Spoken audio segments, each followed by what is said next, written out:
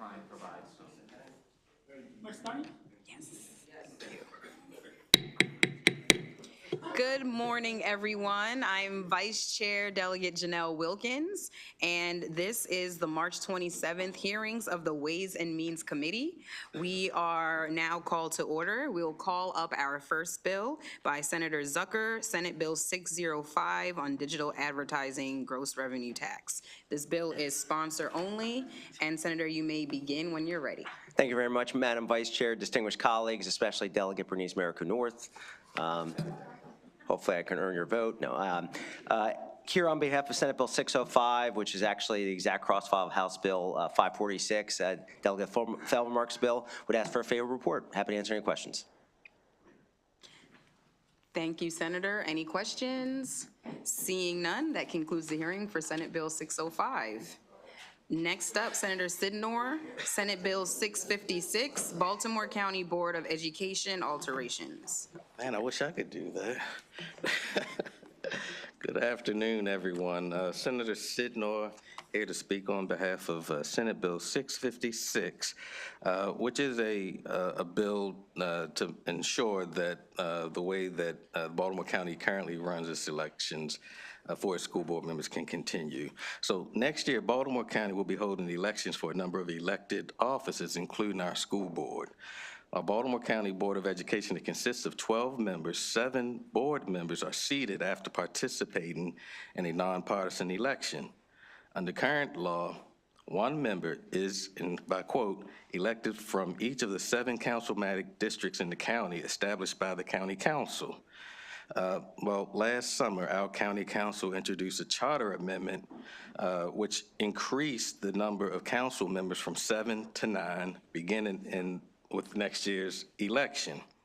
So while Baltimore County voters expanded the county council from 7 council members to 9, the county council did not, and there was something in their legislation where they wanted to increase, or they said they were going to increase the number of elected school board members from 7 to 9. They didn't have that authority. That authority kind of rests with the General Assembly.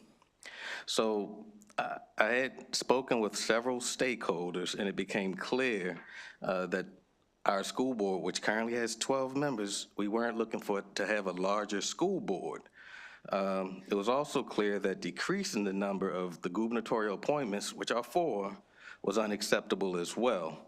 So I set out to produce a method that kept things as close to status quo as possible, but addressed the reality that a number of our elected school board members were tied to a 7-member county council.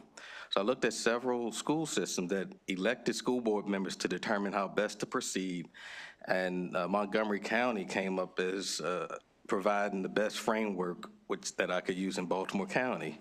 So Senate Bill 656 proposes that new framework for Baltimore County.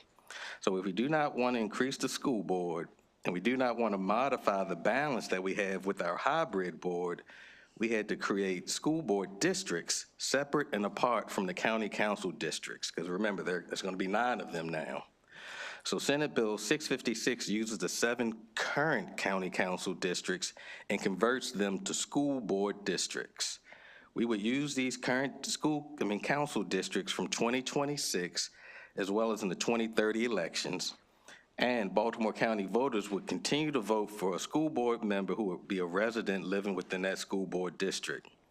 Under Senate Bill 656 and beginning with the next U.S. Census at 2030, the school board districts would be reapportioned after the census, effective until the next census, so every 10 years, kind of like what we do for us. The mechanics of the redistricting process are intended to mimic what is done in Montgomery County. Our county school board would then submit proposed reapportioned maps to our Baltimore County delegation by December 1st of the calendar year immediately following the census, and we will take that proposal under consideration and introduce legislation that next legislative session, creating a school board district for the 2034 election and onward. Now, to be clear, the Baltimore County delegation would not be obligated to accept this proposal, and it may introduce legislation that differs from the proposal from the school board.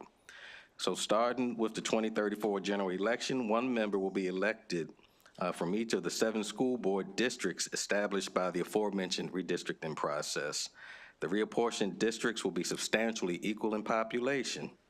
So in conclusion, as I noted at the beginning of my testimony, current law dictates that 1 member is elected from each of the 7 councilmatic districts in the county. Let me also be clear, we no longer in Baltimore County will have 7 councilmatic districts starting in 2026. We're going to have 9 council people. So I also have reached out to the Board of Elections in Baltimore County. They start putting together their ballot specimens in the fall. So in order for those who are going to be running for these positions, this is really important to get passed this year. So in conclusion, I ask that this committee please report out favorably. I believe the Baltimore County delegation, I'm hoping they'll vote on this bill tomorrow. So thank you. Thank you so much, Senator. We do have one question, Delegate Long. Thank you, Madam Chair. Question for you. Thanks for the information, because you're very clear when we had this conversation, brought it home to me. Thank you. Question I have for you, thank you. Have they decided on its 9 different districts? No, so the county council's redistricting commission is still meeting. From what I understand, they're supposed to, I think, come up with a proposed map by, I think I heard June, but no, that's not done yet. Okay, and that has to be approved by a judge, am I correct? No. Oh, okay. No, only if they're sued for doing anything discriminatory. Okay, that has to do with your bill yesterday. Yeah, there you go. That was a bill yesterday. Okay. Thank you very none. much, and thanks for your question. Thank you, Senator. That concludes the hearing on Senate Bill 656. Up next, Senator Heddleman, Senate Bill 1000, Gaming, Sports Wagering Facilities, Request for Relocation.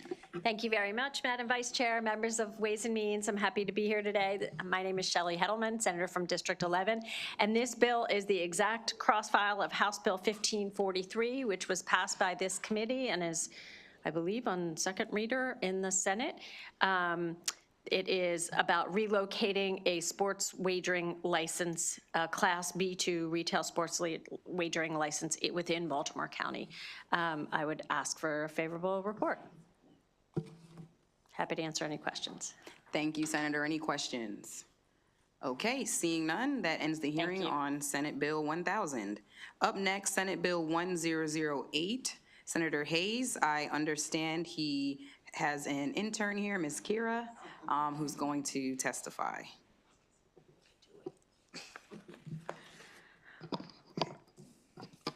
Okay. Hi, everyone.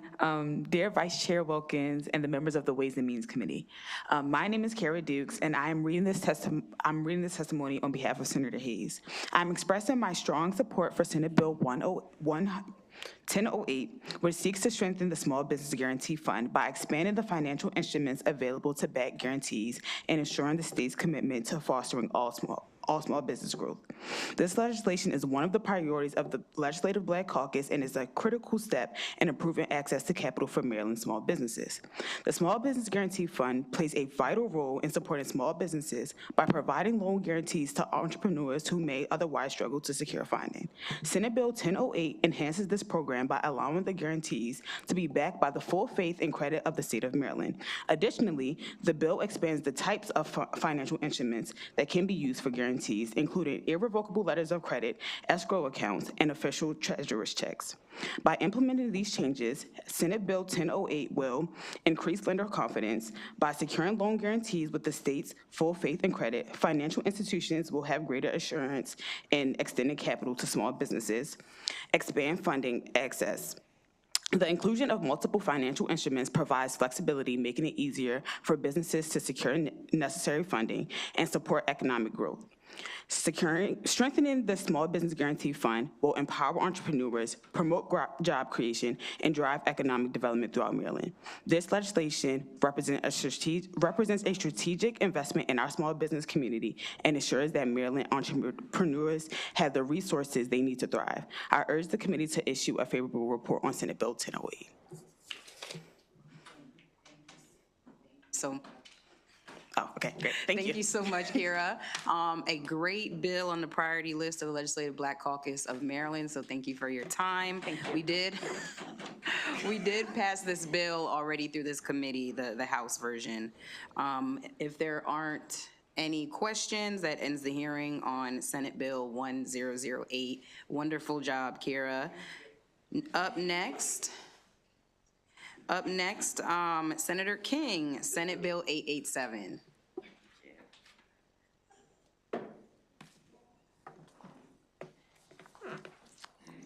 Thank you, Madam Chair and members of the committee. Prior to coming to the General Assembly, I served on the Montgomery County School Board for 8 years with 2 terms as president. During that time, I worked very closely with the superintendents and was involved in the recruitment and hiring of the superintendents. These many years later, I am still very close to the superintendent community and know firsthand that there is not a huge pool of candidates for the position countrywide, and finding a good fit for a school district is not easy.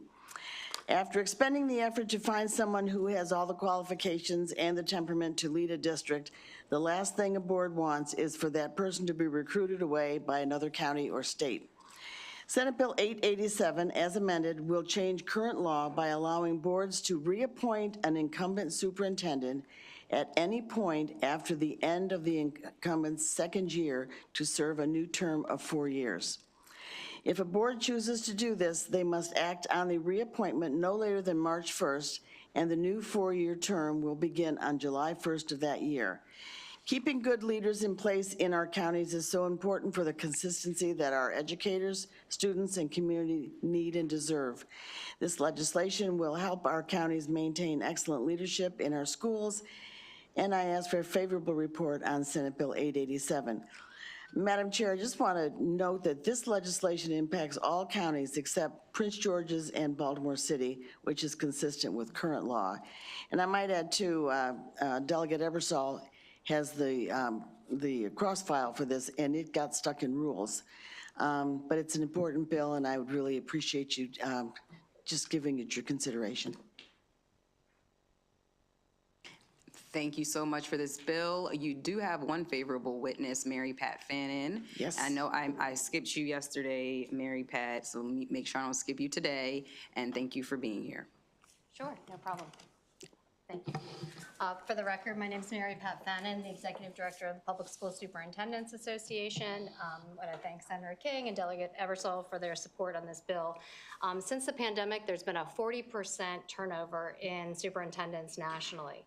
In Maryland, it's been even worse. We've had a 75% turnover since 2019. Right now, I have 6 superintendents that have served for more than 4 years in their districts, and 2 of them are retiring in June. I've served over 44 superintendents in 6 years. Wow. So this bill really provides another tool for our boards and superintendents that are working well together and in unison together to retain the talent, to keep the momentum of the district moving, continuity of effective management, but most important, keeping the student achievement moving in the right direction. So thank you for your support. Wonderful, thank you so much. We do have a question, Delegate Wu. Thank you, Madam Vice Chair. Thank you, Senator King, bring the bill. So for the lady, I forgot your name. Mary Pat. But from Public School Superintendent Association. So there's one question related to the hiring. That means there's a possibility a lot of new board members will not get involved in new hiring the new superintendent? You're asking, would they have a chance to be involved? Yeah, probably not, right? Because it depends on what the timing and the cycle would be. So you couldn't exercise this any earlier than 2 years into someone's term. So there could be overlapping between the election periods and not. But I do think I'm pretty sure we had language in about not making any changes within a certain time period of an election so that you weren't like squeezing things in at the last minute. Right. So we're trying to retain that board member, ability to affect the hire. Thank you. Delegate Miller.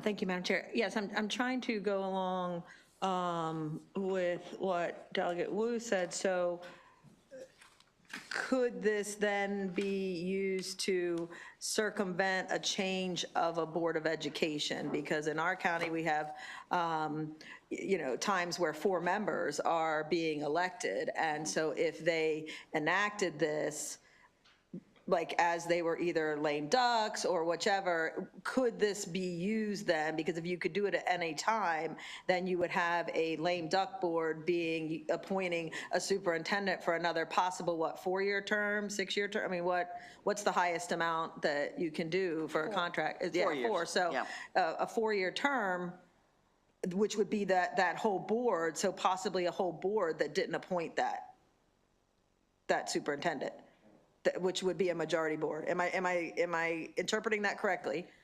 That is a possible outcome of this legislation? I'm thinking it could be a possible outcome. I think we tried to make it so that since you couldn't exercise this until 2 years into the superintendent's term, to extend for another 4 years, that you would be straddling some elections. So, yeah, that's not the goal. I understand it's not the goal, but we have to look at all possible Sure, I outcomes. totally understand. But, Yeah, okay, so, because even if you did it, you could do it 3 years into their term, or you could do it, so this You could do it means, 3 years into the term, and then you get a new 4 year. then you get a new 4 years, which could actually, like I said, okay, all right, thank you. Delegate Vogel. Thank you, Madam Chair. And I'm reading the fiscal note and just having a bit of trouble here understanding exactly what it is that the bill's intended to address, what issue it's intended to address. Can you provide some sort of real world example that would have been resolved by the bill that is being introduced here? I think it's more about retention and recruitment more than anything, because like I said, we've had such a high turnover. And so the idea that you're going to be in your district 4 years is a strong attraction to bring people to Maryland. We're thinking of this as just adding to that attraction, right? And so when you're working well and you've got these contentious, board elections and things are tricky, this gives you a sense of consistency that you can do the right thing for the kids, throughout multiple boards and elections. Delegate Young. Thank you, Madam Chair. And my question was going to be, but I found it in the bill that terms have to be 4 years, which I now see is the case. And thus, my subsequent question is that I am concerned that, in Baltimore, we only have 2 people elected. So, and I know the bill doesn't apply to us, so I get that. But I am concerned that in those jurisdictions where there are elections, elections have consequences, but it seems like there may not be a consequence to an election if there wanted to be a consequence. And that, to me, would have a negative impact on self-determination that gives me a bit of heartburn, but we could work out, I guess, also. So in any instance, though, a superintendent cannot be thus removed by the new board. Is that correct? Sure, they can. Oh, can you walk me through that? Can you walk me through that? Yeah, I mean, a contract. It doesn't matter has- who's on the board. Right. It's a contract. For malfeasance, for misconduct, for, But it's got to be but it's got to be some measure of cause, and then there's probably a remedy that gets to the superintendent. I mean, If it's a I payout. would say that there have definitely been contracts. People have left for reasons that were not related to misconduct, but were personality-based. Sure. And they both exercised their ability to walk away from the contract. Okay. Thank you for answering my questions. I think as I conclude, I am a bit concerned about how a new board that gets elected may not have the ability, and then they are thus going to impose the next board that might come behind them, because they might get one opportunity and it's 3 years in.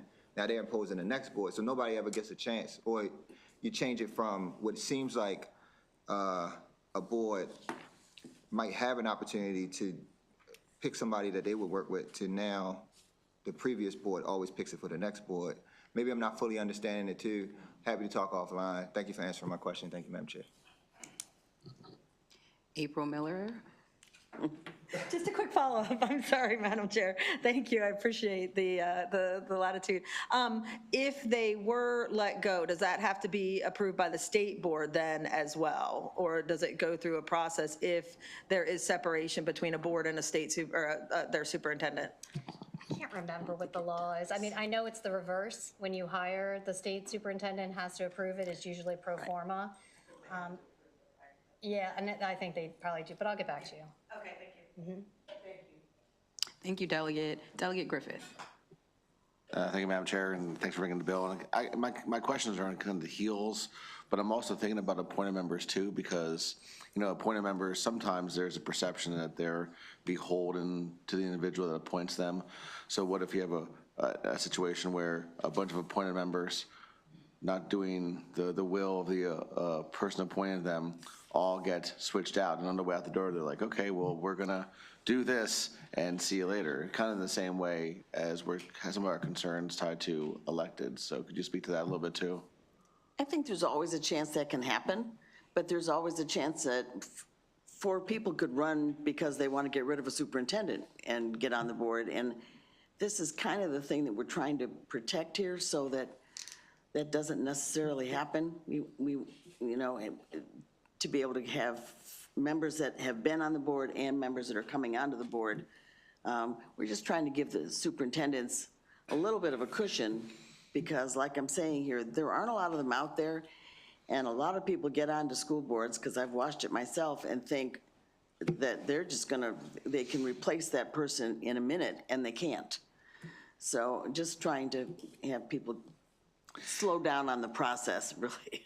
I guess my concern is, you know, like some things we do here, unfortunately, I could see this being used as a shield, but also as a sword. So that's my concern, so. Well, I think you can anyway. Sure. Well, thank you, I appreciate it. All right, any other questions? Seeing no other questions, that ends the bill hearing on Senate Bill 887. Thank you very much. Thank you.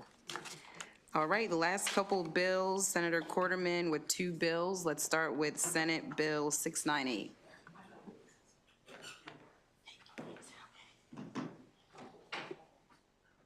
Sorry, Madam Chair, which one was first, you said? 698. Thank you, Madam Chair, members of the committee. For the record, Senator Paul Quarterman, District 2, representing Washington and Frederick counties. Thank you for the opportunity to present Senate Bill 698. This is a local bill that provides a sales and use tax exemption for construction materials and warehousing equipment used in a target redevelopment area in Washington County. We have a letter of support from both our county commissioners, as well as a delegation letter as well. We would appreciate your support in this for additional economic development opportunities here in Washington County. That concludes my testimony. Any questions? Oh, Delegate Polakovich-Carr. Thank you, Madam Chair. Good to see you, Senator Quarterman. Can you just tell us a bit about the area that the bill is speaking to? Is this just, I guess, describe for us what it is? Sure. And is it an enterprise zone or an opportunity zone? So it is not an opportunity zone. That's more in the downtown area of our city. It is kind of towards the outskirts. It's an area, it's called Mount Etna Farms. It's a technology park that's been under development for probably about the last 2 decades. There's been about $25 million of investment that have been put into it through our county with infrastructure, bridges, all that kind of stuff. And we have yet to be able to develop it into the actual enterprises that we're looking for. We've had a variety of different folks that have looked at it over the years in regards to the type of opportunities per se, and we're really going after some of the things that we hear a lot talking about, you know, the life sciences, the research and development type of opportunities, things of that nature. And so to answer your question, it's been an ongoing project for many, many years, just trying to give it a little stimulus, a little shot in the arm to help incentivize it to really take it to what we hope is that next level. Yep. Great, any other questions? Okay, seeing none, that ends the hearing on Senate Bill 698. Let's go to Senate Bill 861. All right, Senate Bill 861, for the record, Senator Paul Quarterman, District 2, representing Washington and Frederick counties. You guys are familiar with this bill. It was cross-filed with House Bill 1459. I understand there may be some sponsor challenges on that end here with you guys. It is known as the Western Maryland Economic Investment Fund, more commonly known as the George Board, where we live. We appreciate the support that this committee has shown in the past. The bill as introduced was a $10 million mandate. It was amended both in the Senate and in your committee to be a authorization. We appreciate the support from the administration, and we look forward to this being a continuing opportunity here for us in Western Maryland. The bill did pass your committee already, 20-0, and on the floor, 135-3. And so 3 had the same sponsor questions. But anyways, we would appreciate your support moving forward. And again, thank you for the opportunity. Thank you, Senator. Any questions? Okay, seeing none, that ends the hearing on Senate Bill 861. The final bill of today's hearing, Senator Wall-Striker. And you should have 2 witnesses. Thank you. Is it okay if they join us? Yes, please. Thank you so much. I didn't break this, I promise. Well, thank you, Madam Vice Chair. Thank you, members of the committee. Before us now is Senate Bill 414. It passed the Senate on a bipartisan, unanimous basis. There is no cross-file, so this is the first time you're hearing this legislation. You know, stories of heartbreak and trauma are more common in the Judiciary Committee and in my committee, JPR. So we're gonna hear some of that type of testimony here in Ways and Means today. But it's also gonna be testimony of strength and testimony of resilience. As I introduce the bill, I hope you'll consider reading the Baltimore Banner article that's on your desks. Thank you to Ms. Hartman for placing it there. It's titled "Small Comfort for Deep Wounds," and I certainly take no offense if you are reading it while I'm speaking here today. Giving birth to a stillborn baby is one of the most traumatic things a mother can go through. And of course, it impacts the entire family as well. The father, siblings, grandparents, and you'll hear from 2 moms today, Jessica and Lauren, about their experiences. That trauma is compounded by financial impacts. Parents of stillborn babies are preparing for a live birth. They prepare the nursery, purchase a crib, buy the car seats, stock up on clothing and diapers. And of course, the financial costs don't end there. All of a sudden, unexpectedly, there are funeral costs, the service, the casket, and the burial plot. And so SB 414 does exactly what the article's title says that it does. It provides a small comfort for a deep wound. It allows a one-time tax credit to parents of stillborn children in the year of the stillbirth. It requires documentation of the stillbirth, which is already provided under current law by the Vital Records Administration within the State Department of Health. I hope you'll listen closely to the testimony of Jessica and Lauren, and after listening to their stories, I hope you'll consider giving SB 414 a favorable report. Thank you, Madam Chair.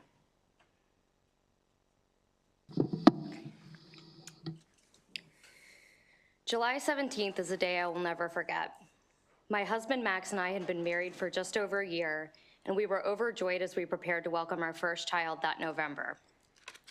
We had lovingly finished setting up the nursery, reviewed parenting advice, and chosen the perfect name for our baby girl, Ava. But on that day, our world was turned upside down. I contacted my physician because something felt wrong. I suspected I might be having contractions. Shortly after that call, my water broke. When we arrived at Anne Arundel Medical Center, we received the devastating news no parent should ever have to hear, that Ava had a 0% chance of survival because I was only 20 weeks along. Our nightmare had just begun. We were admitted to the hospital knowing that the worst day of our lives was ahead of us. Compassionate nurses came by to counsel us on next steps. We were bombarded with information and forced to make rapid, heartbreaking decisions. We had to decide what to do with Ava's remains. Could we afford a funeral? Would we want one? Would we need grief counseling? These were unimaginable choices for grieving parents to have to make in such a short time. Fortunately, my husband and I had the resources to cremate our daughter and scatter her ashes beneath a beautiful white poplar tree in our yard. We placed a simple plaque there, a lasting tribute to Ava, letting her know that she was real, loved, and forever in our hearts. But not every family is as fortunate. Each year in Maryland, more than 350 families experience this devastating tragedy, and nearly twice as many of the affected are African-American women. Many Maryland families are forced to make impossible decisions, decisions no parent should have to make because of financial constraints. Imagine being unable to afford the burial or cremation of your child because of unexpected expenses. Imagine not being able to access the grief counseling you so desperately need because it's simply too expensive. These parents are already enduring the most heartbreaking moment of their lives. They shouldn't have to suffer even more because they lack the financial means. I'm here today pleading with you to pass Bill 414. You have the opportunity to make Maryland the 9th state to pass similar legislation. By passing Bill 414, you can make a difference for families struggling to honor their children and coping with their loss. No parent should have to choose between their grief and their finances. Ava's memory and the memory of every child lost too soon deserves better. Thank you for your time, compassion, and commitment to supporting Maryland families. I implore you to approve this bipartisan bill. With apologies, I'm not as good at holding back my tears as Lauren, so bear with me. My name is Jessica Brady Reeder. I'm a resident of Kensington and the proud mother of 3 daughters. Our second daughter, Francesca, was stillborn in 2021 after a healthy pregnancy. We were shocked to learn in a routine checkup in the final weeks of my pregnancy that Francesca had died. My desire to honor Francesca, as I promised her I would, is what brings me here today. Stillbirth is a public health crisis that is rarely talked about, leaving lost families feeling alone and searching for answers. Nothing could prepare us for the devastation of coming home from the hospital without our baby, or that year of firsts as we grieved our precious daughter. After Francesca was delivered, the hospital gave us information about funeral homes. We needed to make arrangements in a matter of days while I was postpartum and recovering from birth. I promise you that reading the prices for the burial or cremation of your child is excruciating. These costs, which run into the thousands, are on top of all the money spent in anticipation of bringing home a new baby. I'm sure this committee knows that for too many Maryland families, $1,000 of unexpected expenses is crushing. So when tax day came and it felt like nothing about Francesca counted, I felt another low point. And that is what it feels like to be a stillbirth parent. It's a lifetime of love that comes crashing down and little public recognition of that experience. Stillbirth parents are just like any parents. We're proud of our children and we want to share them with the world. Thanks to the courageous advocacy of others before me, there has been some progress made to recognize stillbirth, but more needs to be done. A stillbirth tax credit would support vulnerable families in our state. This simple proposal can provide financial support to aching families and an acknowledgement of their lost children. I'm grateful to Senator Waldstreicher for bringing this issue to you. We should do more to prevent stillbirth in the first place, such as urging the Department of Health to use more federal funding for prevention programs. And we should encourage families to share their stories to inform better policies. Stillbirth disproportionately impacts parents of color, with Black and Hispanic parents experiencing stillbirth at twice the rate of white parents. These are not outcomes that we should accept. My heart goes out to all of the Maryland families who have recently experienced stillbirth. 3.5 years after losing Francesca, I still carry with me a deep sense of pain, but also a sense of love and purpose. I'm so proud to represent my family here today. And I hope you pass this bill to support families that are already facing the worst time in their lives. Thank you. Well, thank you, Senator, for bringing this bill to us. This is a really important issue. And to Lauren and Jessica, on behalf of the entire committee, we share our deepest sympathies, but also thank you for bringing this issue to light and turning your tragedies into purpose. So we really want to extend that to you. Thank you. Thank you so much. Thank you. Are there any questions on this bill? All right, well, seeing none, that ends the hearing on Senate Bill 414, and that ends our bill hearings for today. Thank you. Thank you. Yes. Just want to say go O's. Thank you. Okay.